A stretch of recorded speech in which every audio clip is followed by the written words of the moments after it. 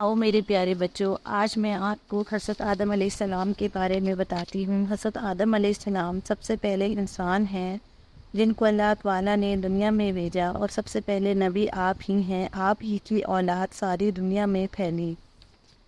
آپ کا ذکر قرآن پاک میں 19 بار آیا ہے۔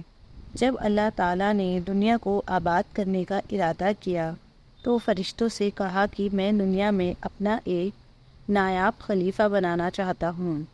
فرشتوں نے کہا، اے اللہ، تو اس دنیا میں ایسے شخص کو نایاب بنانا چاہتا ہے جو خرابیاں کرے اور خون خرابہ کرتا رہے؟ ہم تیری تعریف کرنے کے ساتھ تیری تسبیح اور تیری پاکی بیان کرتے ہیں۔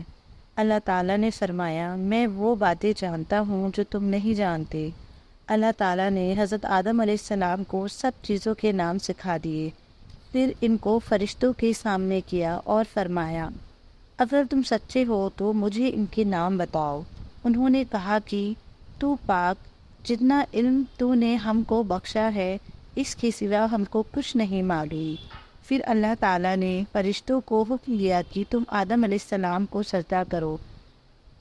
وہ سب سجدے میں گر پڑے، پر شیطان نے سجدہ نہیں کیا، جس سے ناراض ہو کر اللہ نے شیطان کو جنت سے بے دفن کر دیا۔ اللہ تعالیٰ نے حضرت آدم علیہ السلام سے کہا کہ اب تم جنت میں رہو، اور کچھ وقت بعد اللہ تعالیٰ نے حضرت آدم علیہ السلام کی بائیں پسلی سے حضرت حوا کو پیدا کیا، اور پھر کہا تم اور تمہاری بیوی جنت میں رہو اور جہاں سے چاہو کھاؤ پیو، مگر ایک خاص درخت کے متعلق حضرت آدم علیہ السلام کو منع کر دیا کہ اس کے قریب بھی نہ جانا، ورنہ تم بھی ظالموں میں سے ہو جاؤ گے۔ اس طرح اللہ تعالیٰ نے حضرت آدم علیہ السلام کا امتحان لیا کہ یہ دیکھتے ہیں یہ ہماری بات مانتے ہیں یا بھول جاتے ہیں یا پھر شیطان کے بہکاوے میں آتے ہیں۔ شیطان جو پہلے سے ہی حضرت آدم علیہ السلام سے ناراض تھا کہ ان کی وجہ سے وہ خدا تعالیٰ کے دربار سے نکالا اور خدا تعالیٰ کی اس پر لعنت ہوئی، اور اس نے قسم کھائی تھی کہ حضرت آدم علیہ السلام اور ان کی اولاد کو قیامت تک بہکاتا رہے گا کہ اللہ تعالیٰ کا کہنا نہ مانے اور خوب برائیاں پھیلائے۔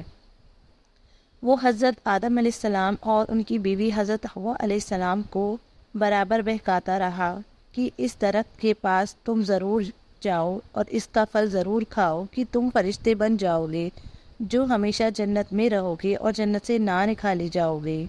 آخر ایک دن حضرت آدم علیہ السلام اور ان کی بیوی حضرت حوا بھول سے شیطان کے بہکاوے میں آ گئے اور درخت کے پھل کھا بیٹھے، تو پھر کیا تھا، اللہ نے فوراً انہیں جنت سے نکالنے کا حکم دیا۔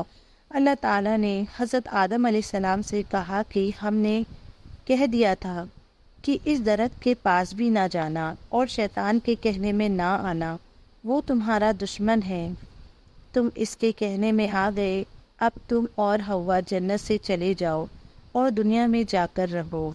حضرت آدم علیہ السلام کو جنت سے نکلنا اور شیطان کے بہکاوے میں آنے کا بہت رنج ہوا، اور بہت عرصے تک اللہ تعالیٰ سے معافی مانگتے رہے اور روتے رہے، اللہ تعالیٰ مجھے معاف کر دے۔ آخر اللہ تعالیٰ کو رحم آیا اور حضرت آدم علیہ السلام کو حضرت جبرائیل علیہ السلام کے ذریعے یہ دعا سکھائی کہ اے ہمارے رب، ہم نے اپنے اوپر ظلم کیا اور تو ہم پر رحم نہیں کرے گا تو ہم بڑے نقصان اٹھانے والوں میں سے ہو جائیں گے۔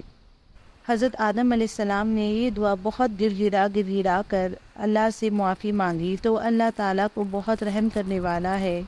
جب کوئی بندہ گناہ کر لیتا ہے اور سچے دل سے توبہ کرتا ہے تو اللہ یہ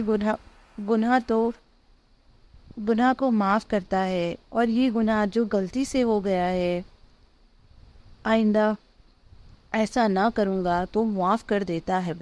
چنانچہ حضرت آدم علیہ السلام کو بھی اللہ نے معاف کر دیا، اور پھر کہا کہ تم اور تمہاری اولاد دنیا میں رہو، اور یہ بات یاد رکھو کہ جب میری طرف سے کوئی نبی میری ہدایت لے کر تمہارے پاس آئے تو تم اس کا کہنا مانو۔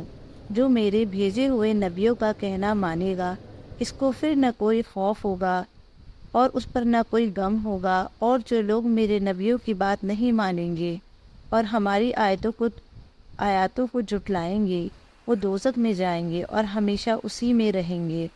اس کے بعد حضرت آدم علیہ السلام اور حضرت حوا علیہ السلام دنیا میں رہنے سہنے لگے، خوب دل لگنے لگا اور خوب عبادت کرنے لگے، اور اللہ نے ان کو خوب اولاد بھی عطا فرمائی، اور دنیا میں سب جگہ آباد ہوتی رہی ان کی اولاد۔ حضرت آدم علیہ السلام اپنی اولاد کو یہی بات بتاتے رہے کہ تم کبھی شیطان کے بہکاوے میں نہ آنا، وہ ہمارا کھلا دشمن ہے اور ہم کو بری باتیں کرنے کے لیے بہکاتا ہے۔